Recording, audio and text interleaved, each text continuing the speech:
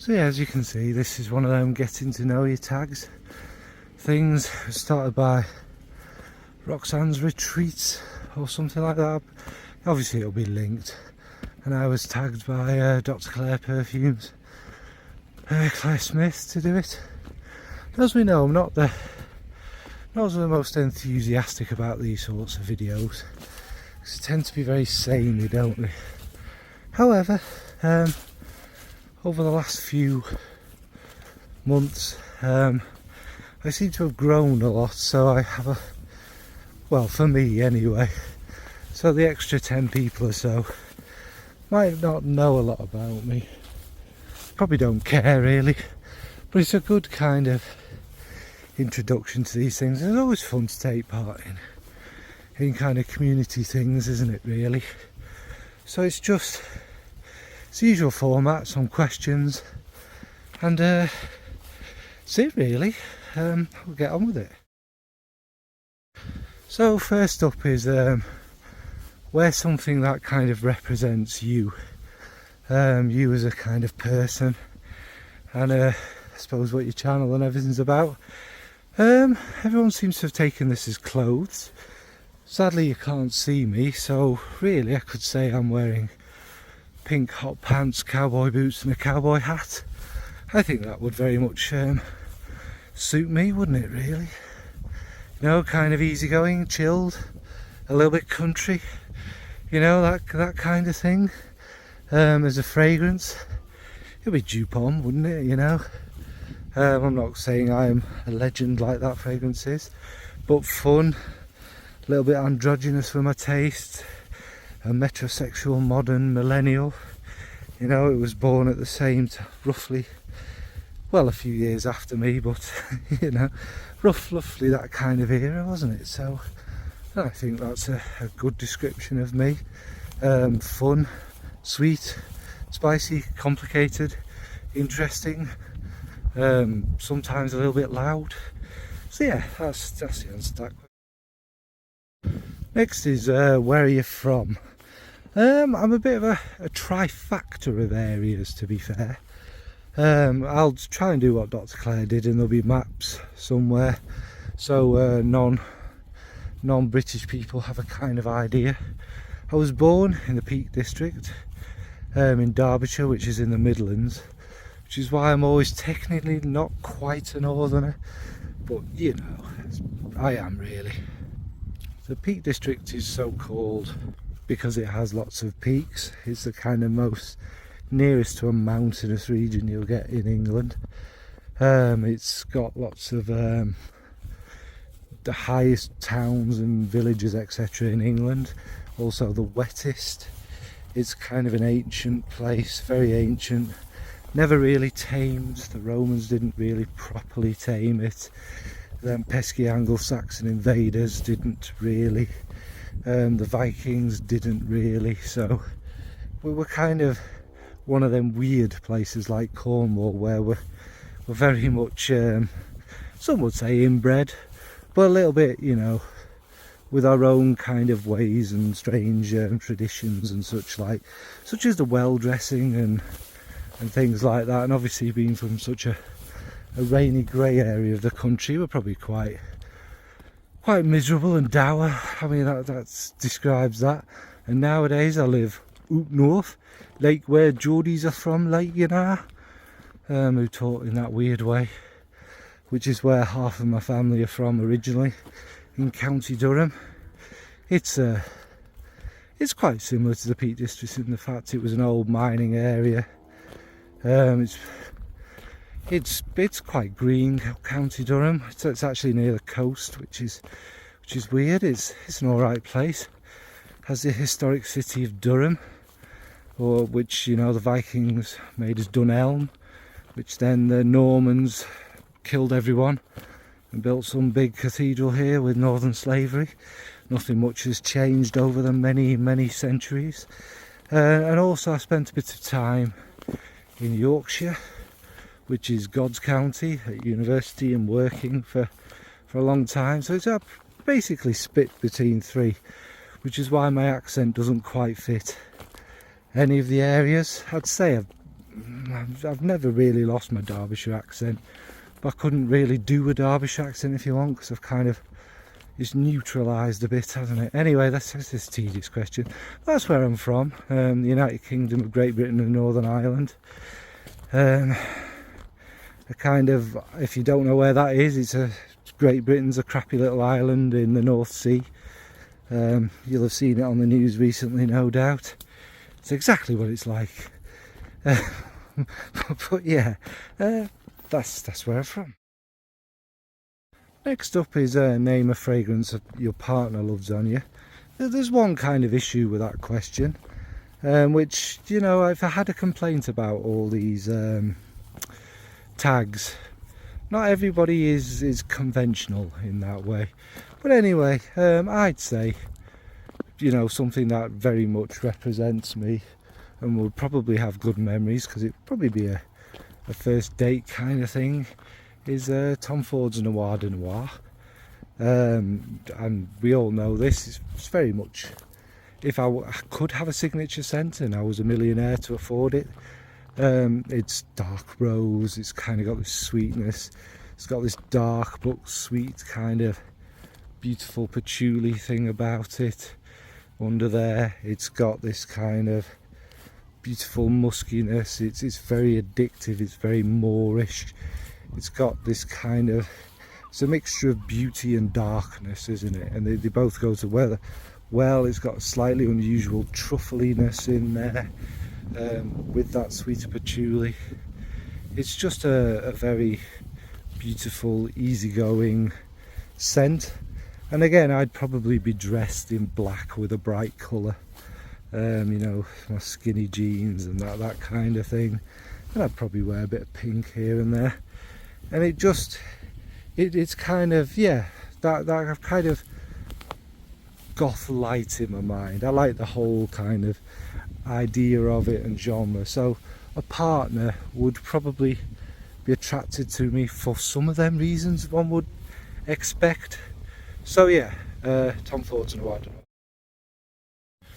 So the next question is your favourite designer house. The wind is going to be an issue in this damn video. Well, my favourite designer house will be between Dior and Dupe, or Yop, or however people want to say it. It's Dupe because I'm English, innit? But I'm going to go for Dupe, and I'm going to say why. It was the first, obviously, fragrance I owned was Yop or Yop or Dupe Home, and that's kind of very much stayed with me, and I do think it's a great masterpiece. There's Le Barn, which is this beautiful kind of fantastic resinous one, airy, aldehydic. There's a whole swathe of fragrances from them from over the years. A lot of them are iconic. What about Adam is a very famous one. Dupe Femme was a very famous one. There are a lot of iconic fragrances from this house that often get sneered at. Maybe it's because it's German and not French, so you know, everything that's not French in the world of perfumery does tend to get sneered on a bit, doesn't it? I wonder if that's a coincidence, and then people, the crowd kind of go along with that, don't they? Ooh, Dupont, ooh, it's so awful, it's so famous, everyone knew it and wore it and loved it in the time. People still wear it now. It's still one of the best selling fragrances. And it's that kind of thing about dupes. Again, the fragrances are also very affordable. And when you consider the price of them compared to the price of a lot of stuff that's out there at the moment for 4 or 5 times the price. But yeah, that's why it's them. And they also made creative, different, groundbreaking fragrances. There's nothing like Dupe Le Barn out there, there's nothing like Dupe Homme out there. Some houses have copied little elements of Dupe Homme. You know, people like to sneer, but it's my favourite house, and there's many iconic fragrances from it, so that's why Dupe Homme, Dupe even. So next is your favourite niche fragrance house. I'm not saying this to be contrary or awkward or different, but if you want to say niche, It used to be Killian and it used to be Amouage, but we're judging them by the most modern releases. Oh, it ain't them anymore. They've gone very mainstream. The quality, in my personal uneducated opinion, has gone down.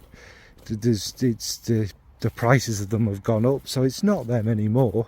This current moment in time, it's going to be an indie house, and it's an indie house that is creative, interesting, very good price wise.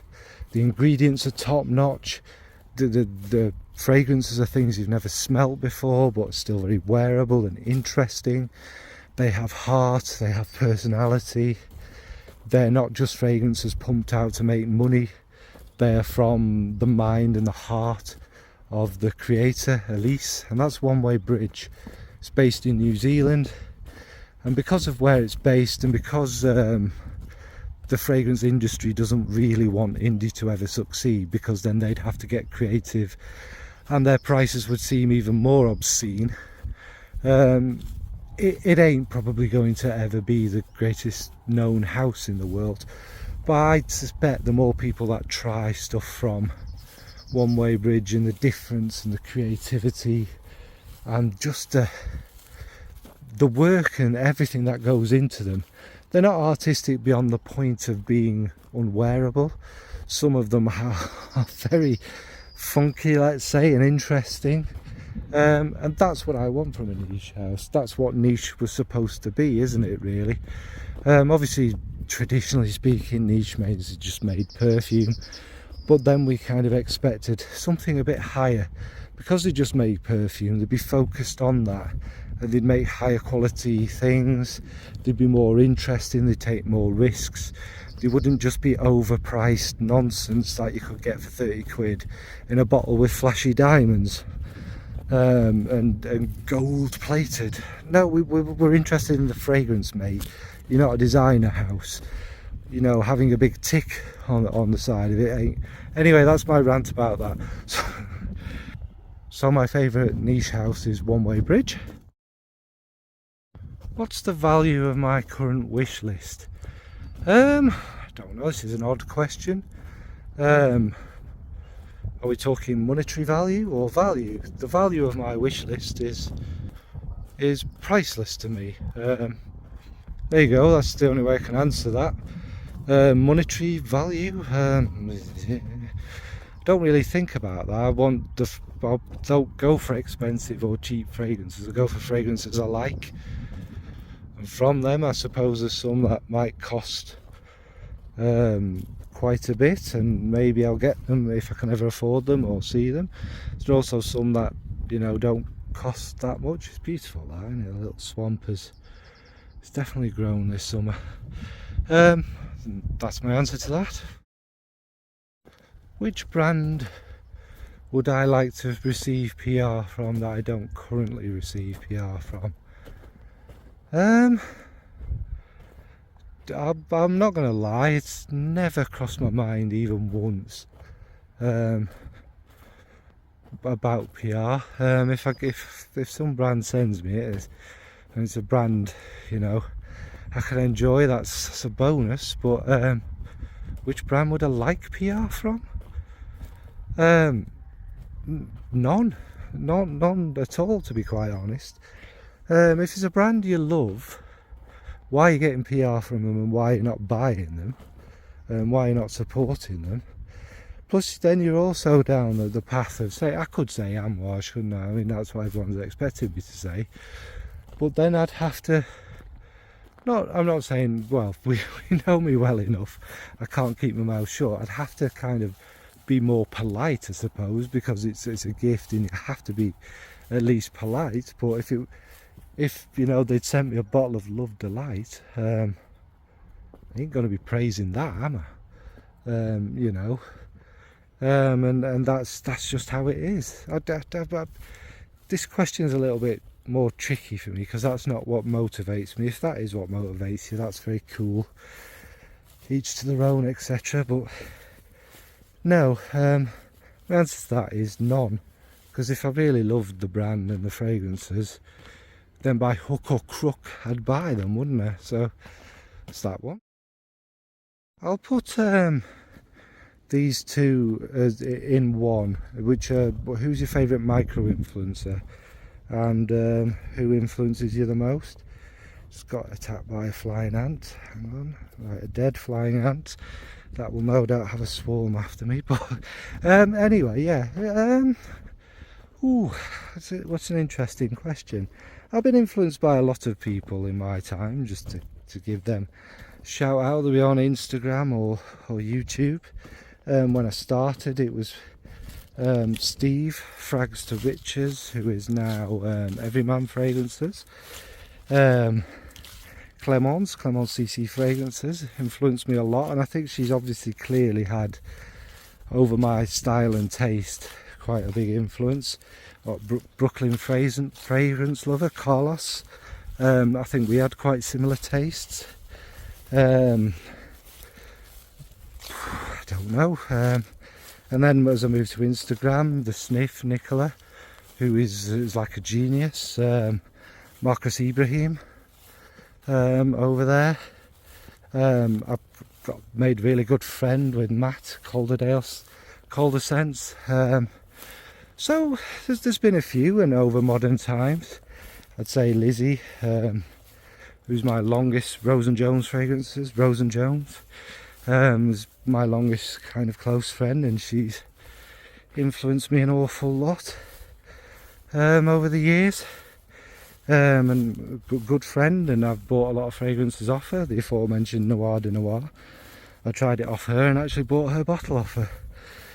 So there you go. And obviously nowadays is Dr. Claire Perfumes, who we have fairly similar taste, and she certainly kind of influences me, if you like, in a way where I learn an awful lot.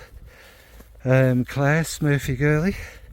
That sense of community and being a part of something, and kind of focusing more on the people and things like that, and indie. So yeah, there's been quite a few in there. So that's that one. My favourite fragrance of 2024 that I own, sticking to obviously the truth of what I said before, my favourite indie brand. It's from One Way Bridge. It's called The Forgotten Highway. And it's a beautiful fragrance, kind of based around Elisa's experience with dementia patients that she works with in a hospice and that.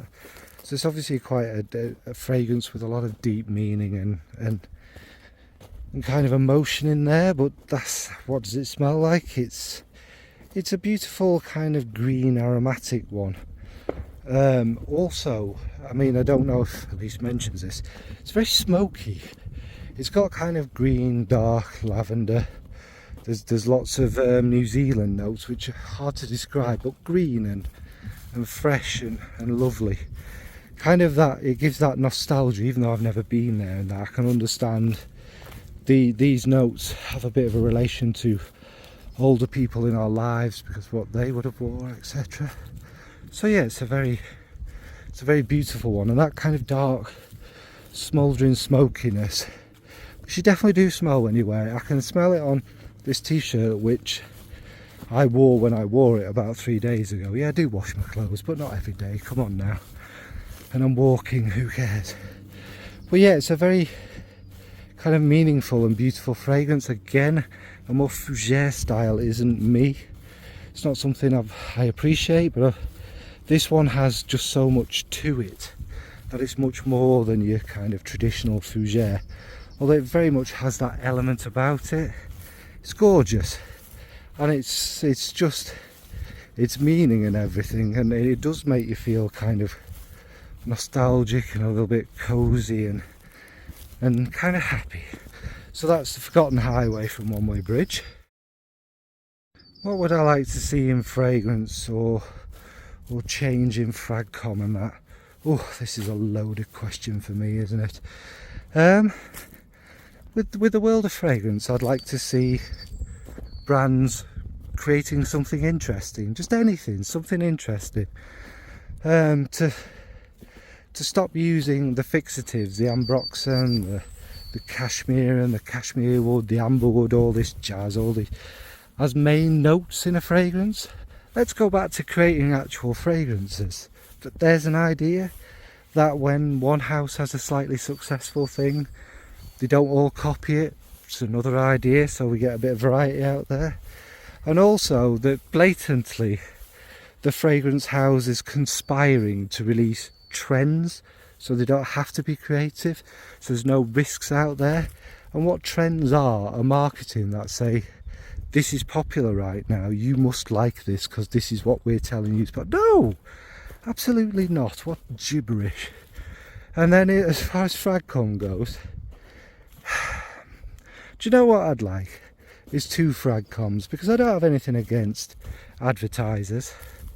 They're making a living from it, aren't they? But they don't have any passion in, really, do they? Apart from what they can get for free or how much money they can get. There's a whole other section. Make that another section somehow. Split it more, and then people who like that can more easily engage with that, and people who like people who are not flashy and what have you, talking about perfume, who enjoy perfume, having their own section. And the other thing is, there are laws already, many laws, but most don't adhere to it. Transparency. You know, if you've got gifted a fragrance or you've been paid to talk about a fragrance, why are you so ashamed? Why are you hiding that? Why don't you just declare it? I don't understand what you think is going to happen to you if you're honest. And when I say declare it properly, in every single video you talk about it, in your top 10 fragrances for life, after you've talked about it briefly, reading the notes from Fragrantica in a video 3 videos ago, and now all of a sudden it's your favourite one for life. Tell us again that it's that it was gifted. Why are you not doing that? And also the same, quite a few people have noticed this, affiliate links, the sponsorships. I don't care how much money you make, that's your business. I don't care, you know, if you make money or whatever, or you kind of pretend it's the greatest fragrance in the world. That's all your business. However, more should be made that an affiliate link is you getting paid to mention or promote this fragrance. However, whichever way you look at it, if you say, you know, I got gifted blah blah blah from Lid blah blah blah, and it was guff, look at my affiliate link below. No one's going to buy it. So I get that, but transparency, people. I am waffling on or whatever. I come from a fairly academic background, both jobs and my own personal education and stuff. You reference everything. The time you don't reference and declare where you've got something from, that's called plagiarism or fraud. And I don't know why the same is not applied to the corporate side of Fragcom, but it's just my opinion and the law's opinion and what's morally right's opinion, but it's, you know, whatever. So yeah, that's my very long answer, which you all expected for that one. And finally, I'm going to add my own question, as I always do. What keeps me here?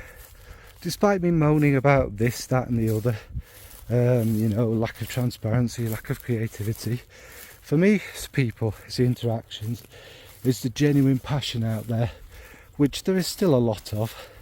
People love fragrances. It's disagreeing with people in a kind of friendly, fun way. We ain't gonna like all the same stuff.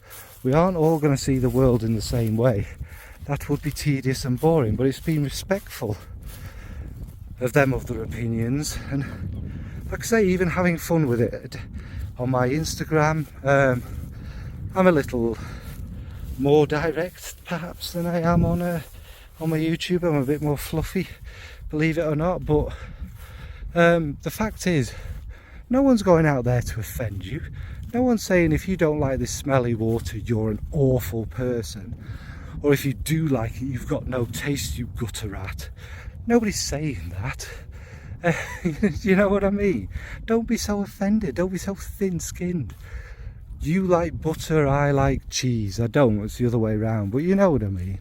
It doesn't mean we can't be friends or whatever.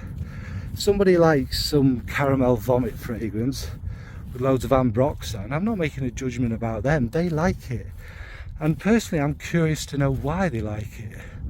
What is it about it they see in it that I don't? And it helps you learn more about your own taste. But on YouTube especially, people get very, very offended. I mean, really offended in a quite scary way. Whereas on Instagram, I'm sure it happens, just unfollow or whatever. I'd rather you don't do that. Say, well, this is my favourite fragrance ever, so meh to you. And then we can have a conversation about it. It's not a personal attack on anyone, but that's what keeps me here. It's them interactions, it's that learning, it's that evolving. And to be fair, in the moment, it's trying older perfumes and indie. There's nothing new coming out that really intrigues me anymore. That happens when you smell a lot, everything becomes samey. But when in fact everything is actually samey, that, you know, kind of ruins it as well. So yeah, that's my final question. So yeah, thanks for watching everyone. I don't think any of these answers to people who already know me and what have you will be any sort of surprise, or you know, whatever. I've stung my elbow on a nettle, ouch. I don't think it'll be any surprise to them, and those who have just kind of subscribed to me or whatever, this is kind of who I am. I'm just passionate about perfume. I'm not interested in the politics of it all. I'm not interested in the commercial side of it. I'm not here to get bottles and what have you. I have nothing against them people, but I'm just here to talk about the thing I feel passionate about and where it takes me and what I smell in it and stuff. So yeah, thanks for the original idea, and thanks for the tag, Claire. Again, normally, you know what I'm like, I moan about doing these because they are samey, but then since the last one I did, it's been a while ago. So what about you? You know, do you have any favourite niche designer houses out there? Was there any answers in this that surprised anyone? And of course, I mean, I hate saying stuff like this. If any of my 3 viewers have any questions, if they want to ask me themselves, please feel free to do that. Right folks, thanks, bye.